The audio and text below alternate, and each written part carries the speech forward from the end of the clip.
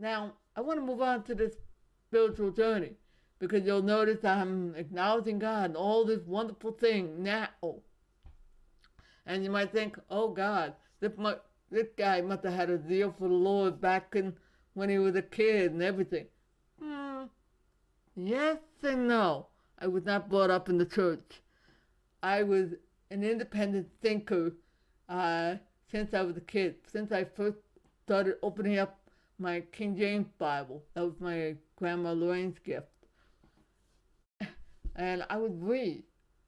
I have a love for reading. I enjoy reading, and I was told that this was something worth reading because it had to do with God. All right, well, open it up, and I'm like, wow, I love these stories I'm reading.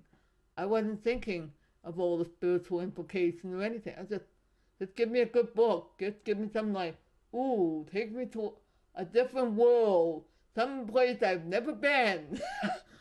That was my enjoy. I would have incredible adventures reading. That was the thing, and along the way, I came to know who God was. And the funny thing is, uh, I had a sense that I could talk with Him about what I was reading. That's one of the things you can do these days with authors. You can ask them, "What the heck are you talking about over here? What's that supposed to mean? That doesn't make any sense." And I did talk with them about what I was reading and express my thought about what it was. I think I started around the age of 7 all the way up. Did I fully understand? No. I just enjoyed reading. And yes, I did not know that Catholics were not supposed to read the Bible. I never heard that one. That's why I ran into Protestants telling me that, and I look at them like they're smoking pot. Oh, maybe you should try asking and getting to know me first. Mm.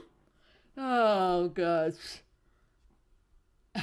That's what it was. But my parents kind of went to college. Mom took me to church for a little while, then it stopped off. But I kind of just kept reading. There was something about the scriptures I just loved reading. I just enjoyed. I would listen to audiobooks, versions of the Bible. Yes, they existed back in the 70s.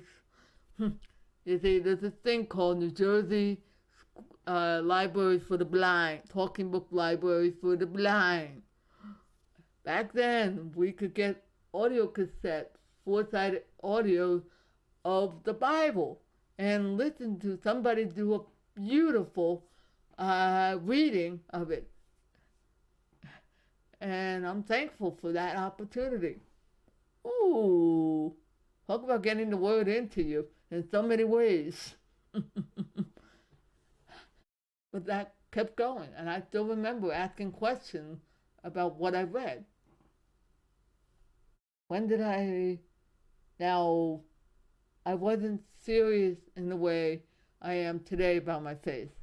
I was just kind of read, kind of have an idea of who God is. There were some things that did upset me about what I read, like, I'm not going to get into that. Otherwise, this video will be way too long. But here's the thing.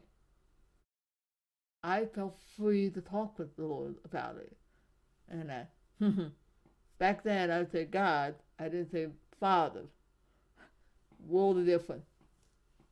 It wasn't until 1990 that I finally, yeah, I know my Aunt Joan would say, well, what about when?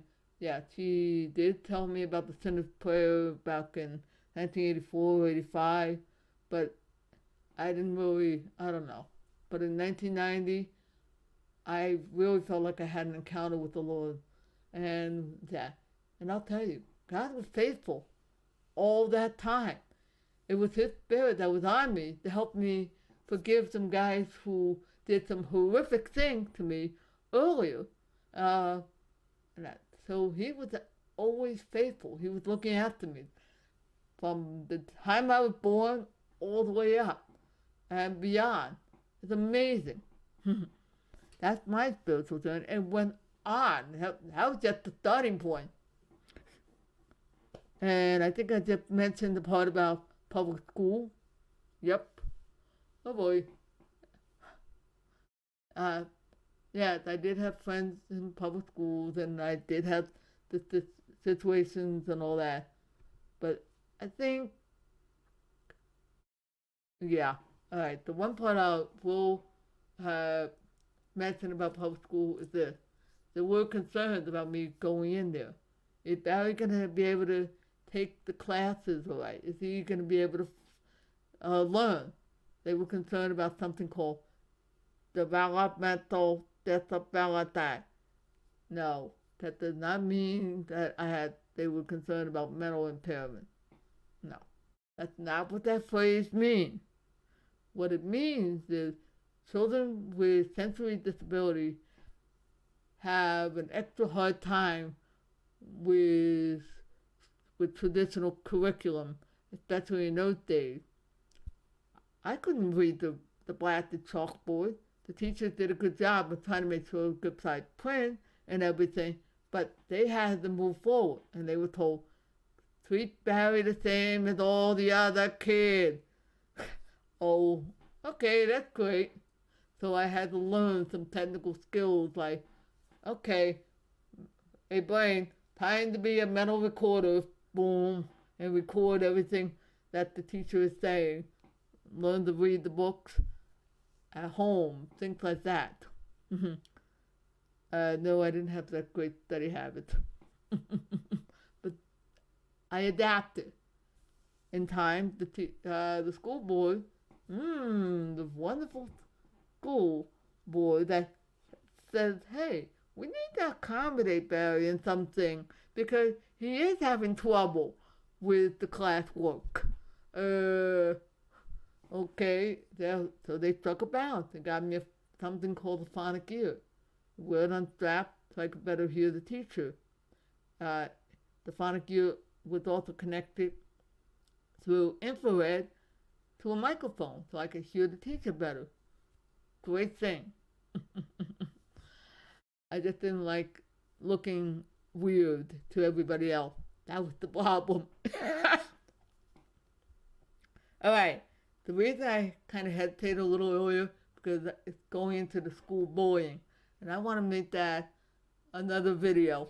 So I'm going to stop right now, and thank you for your time in hearing this video because there's a whole lot more, and I don't think you want to listen to a 2-hour video, do you? I don't.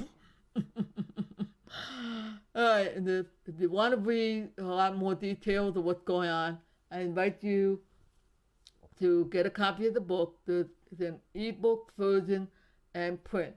The print is $7, and the ebook is $1.99, available on Amazon. All right, thank you for your time. Have a blessed day. See you when I see you.